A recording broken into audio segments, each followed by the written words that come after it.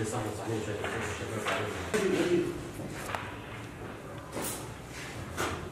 عليكم ورحمة الله. هنا تفضل أخي. كم Allah yardımcı دعونا زود Türkiye. Biz Suriye'nin kuzey kesiminde yani çadır kent dediğimiz yere gittik.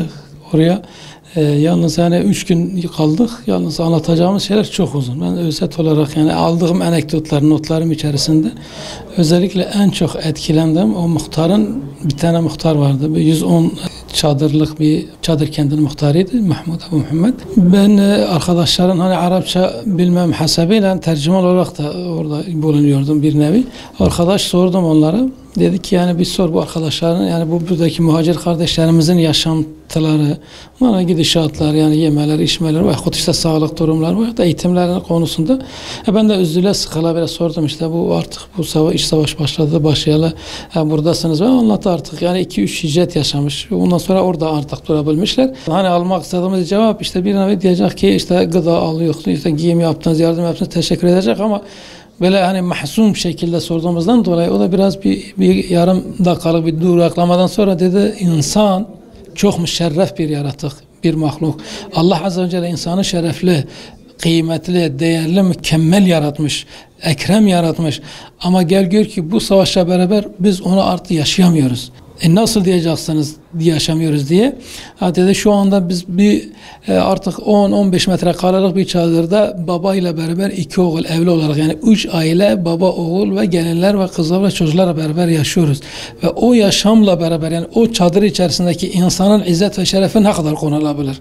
Bunu geçtik. Zaten çadırlar da çok bitişik ve zaten bez parçaları ve çadırlar da yıllardır aynı çadırla konduklarından dolayı çadırları bile yamalamışlar. Ve biz komşularımızla sesimizin komşulara gidip gitmemesi ya da onların sesimize gidip gitmemesi için aramızda sadece bir bez parçası var. Bu bez parçası neyi koruyacak? Ve hiçbir şey koruyamaz.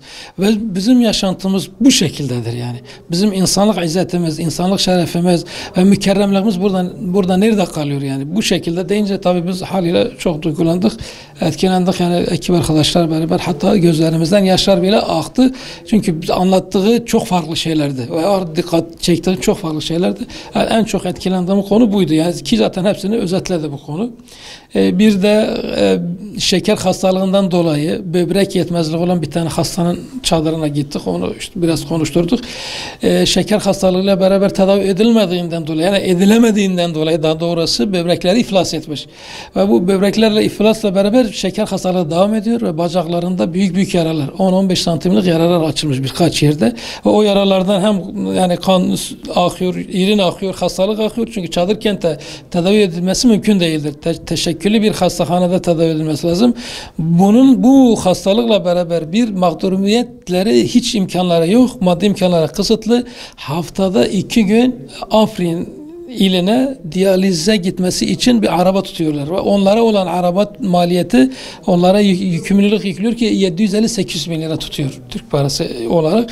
Ve bu epeyce bir etkiledi bizi. Yani şu anda zaten ne sıcağa ne soğuğa geliyor ki zaten ısıtma zaten bizim götürdüğümüz o yakacak kömür yardımıyla beraber onları ısıtacak ve bittikten sonra işte zeytin bahçelerinden ve işte dal budak çöplerden topladıkları o çalı çırpıyla ısınacaklar ve bu şekilde o hastamız bizi çok etkiledi. Bununla beraber biz oraya gitmekle gözlerimizle hem ilmel yakin olarak biliyorduk ama gittik aynel yakini de gördük. Hakkan yakin olarak da yaşadık ve hayırseverlerimizin bize yüklemiş olduğu o maddi yardımlar hem nakdi olarak, kömür olarak, gıda olarak, battaniye olarak, sıcak yemek olarak hepsini ilettik ve ilettiklerimizi de bu şekilde biraz daha yüklenerek, sorumluluk alarak da yani hakkal yakin ve aynel yakin görüp tekrar o hayırseverlerimize sesleniyoruz ve diyoruz ki biz sadece sizin ve oradaki muhacir kardeşlerimize arasında elçilik görevini yapıyoruz ve onların sizden beklentileri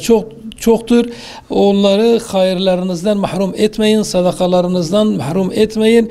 İmkanlarınız dahilinde kararınca onlara yardımlarınızı iletmeye çalışın. Çünkü onlar bizim Müslüman kardeşlerimizdir ve Müslüman kardeşlerimiz mesuliyeti, sorumluluğu biz Müslümanların boynundadır ve biz bunu bu şekilde bilelim. Bu şuur ve bilinçte olalım ve o kardeşlerimiz yine mağdur etmemeye çalışalım inşallah. Hayırseverlerimizden yaptıkları hayırlardan dolayı da Allah onlardan razı olsun. Mallarına bereket kalsın ve hayırlarının devamını istiyoruz, bekliyoruz onlardan.